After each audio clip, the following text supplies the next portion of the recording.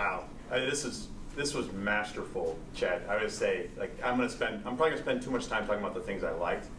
I will try to talk about some things for improvement, but I was really impressed by the speech and some of the things that we talked about in advance that you were kind of looking for in terms of leveraging the intro effectively, because people may not know about Tough Mudder course, and you're jumping right into this whole thing and making sure that it's staged properly. So you did that effectively of using that intro so that people knew what this was about before you even said your first word.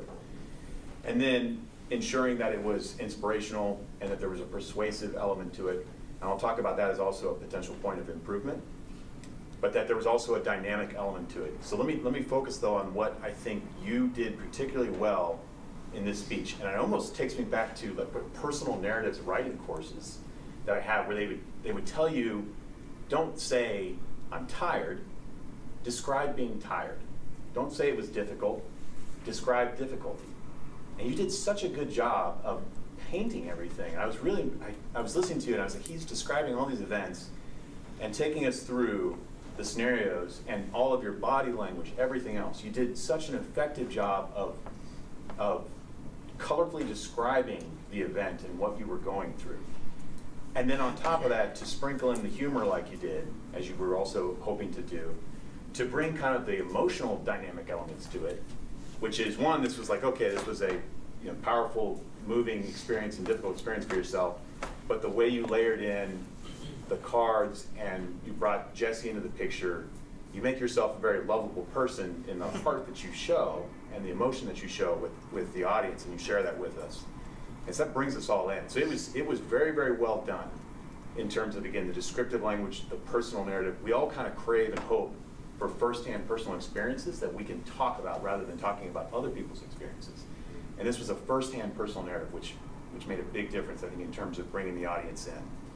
So what do I think you could have done a little bit better? I think maybe the ratio of the speech. We didn't really get to the pit crew part until probably the last third of the speech. And I really liked all the description, and again, the body language, everything, but describing the one obstacle course maybe took a little bit too much time. If I was looking at how, because what you really want to get back to is the persuasive and perhaps the inspirational element, which is the pit crew part. And I think like that would have been great to have been half the speech versus maybe like a third of the speech. Yeah. But nothing to take away from all the great lead up and staging that you did, because you really brought us into the moment of how defeated you were. And then that makes the follow through of what brought you out of that so much more powerful.